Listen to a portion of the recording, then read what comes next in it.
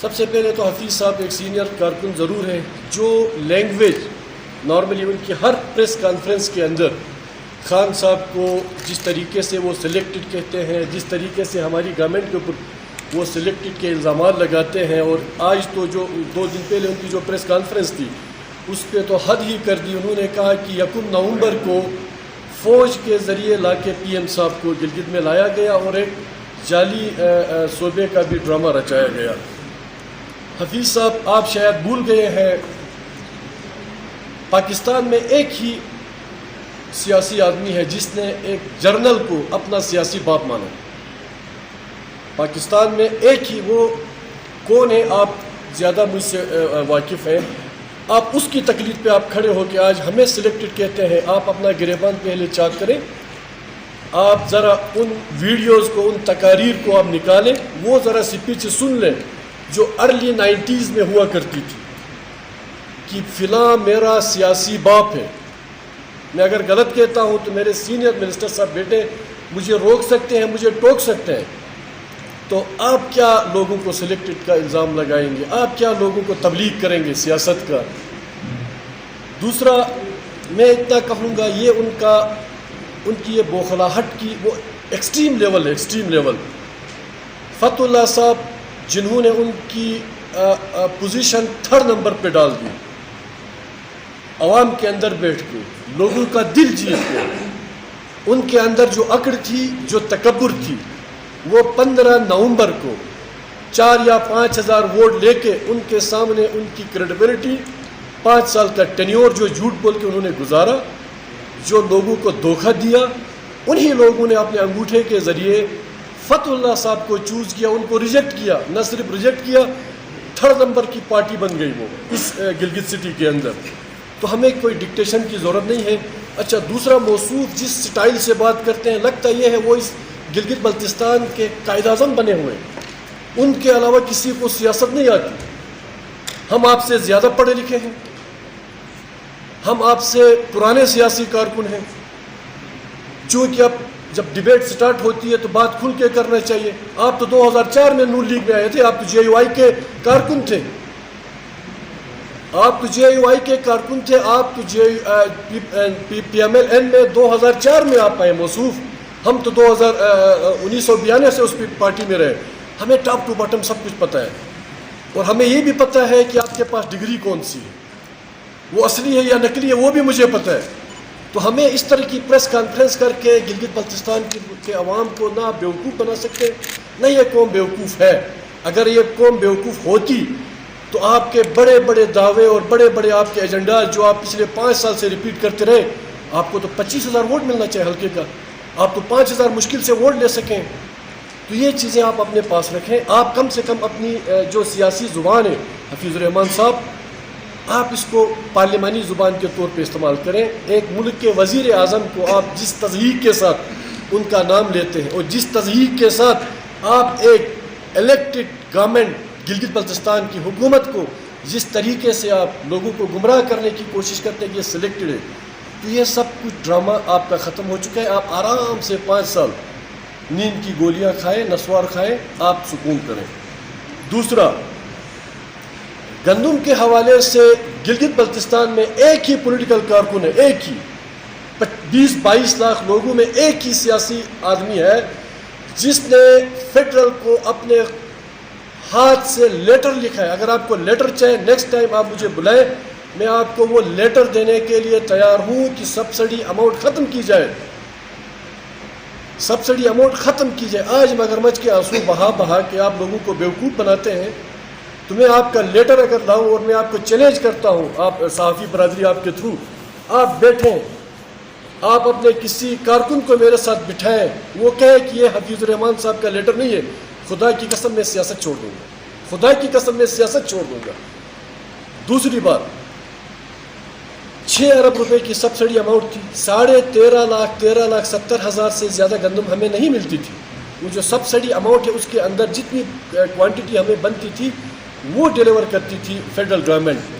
الحمدللہ ہم نے جس طریقے سے فتح اللہ صاحب نے 5-6 مہینے کی قلیل عرصے کے اندر گورنمنٹ کی جو کارکردگی بتائی، اس کے اندر چونکہ میری ریلیونٹ جو منسٹری ہے تو ہم نے نہ صرف 1 روپیہ، ہم نے 1 روپیہ بڑھایا بھی نہیں، اور الحمدللہ ہم نے 2 ارب کی خطیر رقم سبسڈی اماؤنٹ میں بڑھائی بھی، جو آپ کے سامنے، اگر وہ غلط ہے آپ کو چیلنج کر لیں۔ تیسری بات، اپنی پریس کانفرنس میں موصوف بڑے اپنے آپ کو پاکیزہ سمجھتے ہوئے، پارسا سمجھتے ہوئے، اپنی سابقہ حکومت کی کرپشن کو بھول کے کہتے ہیں کہ ایک کوآرڈینیٹروں کی پوری فوج بھرتی ہونے جا رہی ہے، اور منسٹر صاحبان ہاتھ میں پیسے پکڑ کے سی ایم سے اپروچ میں ہیں۔ سب سے پہلے تو میں یہ کہوں گا کہ یہ پی ٹی آئی کی گورنمنٹ ہے، اس پہ نہ تو کوآرڈینیٹرشپ بک سکتی ہے، نہ یہاں پہ ٹھیکے بک سکتے ہیں، جس طریقے سے حفیظ صاحب آپ اور آپ کے حواریوں نے نیٹکو کا پٹا آپ لوگوں نے بٹھایا، نٹ بولٹ تک آپ لوگوں نے بیچے، موبائل کے ٹھیکے لیے، ٹائروں کے ٹھیکے لیے، اور کروڑوں روپے آپ لوگوں کے جعلی بوگس بل بنتے رہے، نیٹکو پہ پولیٹیکل پریشر کر کے وہ آپ نے کیش کروایا، اور آج نیٹکو کے بورڈ آف ڈائریکٹرز میں بھی میں ہوں۔ جب نیٹکو کے ایم ڈی کے ساتھ ہم جب بیٹھتے ہیں تو بندہ سر پکڑ کے بیٹھنے پہ مجبور ہوتا ہے۔ خدا کی قسم، جس طریقے سے نیٹکو کو انہوں نے کھوکھلا کر دیا ہے، اس سے ہٹ کے گلگت بلتستان میں جب نون لیگ کی گورنمنٹ تھی تو ان کے تمام منسٹرز اپنے اپنے ڈویژن کے ایکسنوں کے پاس جھنڈا لگا کے 2-2 4-4 گھنٹے روز جا کے وہ پی ڈبل ڈی کے دفتر کا طواف کرتے تھے، اسپیشلی استور اور سکردو۔ نام میں نہیں لوں گا، بس اس سے آگے میں نہیں جاؤں گا۔ آپ کو پتہ ہے کہ استور میں کون تھے اور سکردو میں ان کا سینئر منسٹر کون تھا، جنہوں نے پورے 5 سال سوائے ٹھیکے بیچنے کے، رشتہ داروں کو ٹھیکے دلانے کے علاوہ کیا کیا ہے۔ اس سے ہٹ کے مجھے موصوف بتائیں، میگا پروجیکٹس کے حوالے سے فتح اللہ صاحب نے ڈیٹیل سے بات کی ہے۔ استور میں اپنا ایک میگا پروجیکٹ دکھائیں جو 30 کروڑ کا، 30 کروڑ کا، 25 کروڑ کی ایک سڑک انہوں نے ضرور دی ہے۔ میں پولیٹیکل ورکر ہوں تو میں چیزیں اون بھی کرنا جانتا ہوں، تو ہمیں سیاست بھی نہ سکھائے، ہمیں ڈکٹیشن بھی دینے کی کوشش نہ کرے، وہ درمیان میں بڑا ڈکلیئر بھی کریں کہ گورنمنٹ کو ایسے چلانا چاہیے، ایسے چلانا چاہیے۔ بھائی جو ہمارا ٹیم کپتان ہے الحمدللہ وہ کہیں اور سے پڑھا لکھا نہیں، وہ لندن کا پڑھا لکھا آدمی، تو اس لیے ہمیں شاید ڈکٹیشن کی ضرورت نہیں ہے۔ آپ ان کو ڈکٹیشن دیں جو کرپشن میں ملوث رہے، جن کو ٹھیکے چاہیے تھے، جن کو گندم بیچنی تھی، جن کو نیٹ کو بیچ کے کھانا تھا، آپ ان کے آپ وکیل بنے۔ ہماری گورنمنٹ کے نا آپ وکیل ہیں، آپ ڈٹ کے اپوزیشن کریں، اور 5 سال اپوزیشن میں آپ نے رہنا ہے انشاءاللہ۔ آپ کا یہ خواب پورا نہیں ہوگا جس طریقے سے آپ لوگوں کو گمراہ کرنے کی کوشش کرتے ہیں۔ تیسری ایک بات، جو میگا پروجیکٹس، جو پی ایس ڈی پی کے پروجیکٹس موصوف کہتے ہیں کہ ہم نے اس کی فنڈیشن رکھی، یہ ہمارے پرانے پروجیکٹس پہ آج یہ تختیاں لگاتے ہیں، آج فلاں کرتے ہیں، اس موصوف سے آپ پوچھیں حفیظ الرحمان صاحب سے، انہوں نے تو 4 ڈسٹرکٹ بھی اعلان کیے تھے، انہوں نے تو دارالتنگیر کو کے لیے ایس پی ڈی سی صاحبان کو بھی انہوں نے یہاں سے موو کیا ہوا تھا۔ کہاں ہے وہ ڈسٹرکٹ؟ کیوں لوگوں کو بیوقوف بناتے ہیں؟ انہوں نے ایک کاغذ کے اوپر لکھ کے اس سادہ لو عوام کو گمراہ ضرور کیا تھا، ڈسٹرکٹ نہیں بنا سکا تھا، اور چیلنج کرتے تھے میں ڈسٹرکٹ اپنی میری ڈومین میں بنا کے دم لوں گا۔ کہاں ہے وہ ڈسٹرکٹ؟ تو ان تمام جعلی وعدوں کے بعد، ان تمام دھوکہ دہی کے بعد، جب 15 نومبر کا دن کا سورج جب طلوع ہوا تھا تو ان کی سیاست 2 نمبر جھوٹی منافقت کرپٹ سیاست اس دن ہی لوگوں نے اپنے انگوٹھے کے ذریعے دفن کیے۔ اب ان کو ملنا کچھ بھی نہیں ہے۔ L G N R D کا بجٹ 35 کروڑ ہے سر، 35 کروڑ ہے۔ میں یہ تمہیں بہت بڑے دعوے کے ساتھ آپ دوستوں سے، آپ اگر اپنے پیشے کے ساتھ زیادتی کریں گے، اگر یہ میرا چیلنج آپ پرنٹ کر لیں اخباروں میں، 2020 میں ہمارا الیکشن ہوا ہے، 2019 سے 2020 جون مالی ایئر، اس پہ 35 کروڑ ظاہر انہوں نے کہیں نہ کہیں ڈیلیور تو کیا ہوگا۔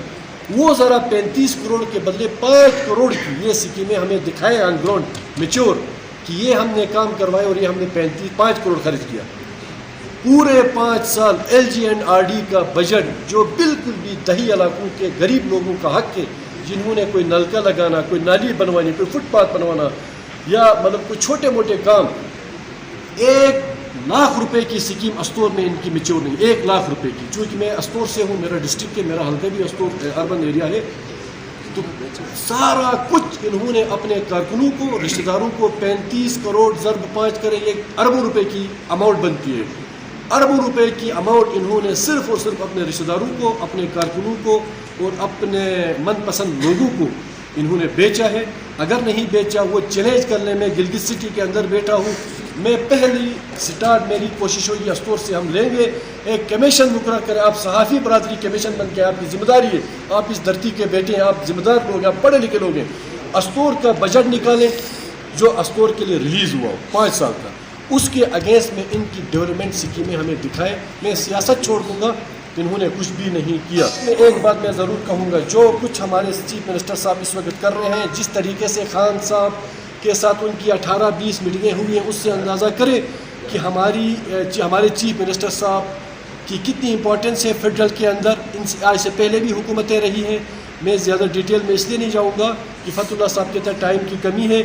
आखिर में एक दफ़ा फिर आप तमाम सहाफ़ी हज़रात का मैं शुक्रिया अदा करना चाहूँगा। बहुत बहुत मेहरबानी, थैंक यू। की प्रेस कॉन्फ्रेंस में एक बड़ी खूबसूरत बात की है।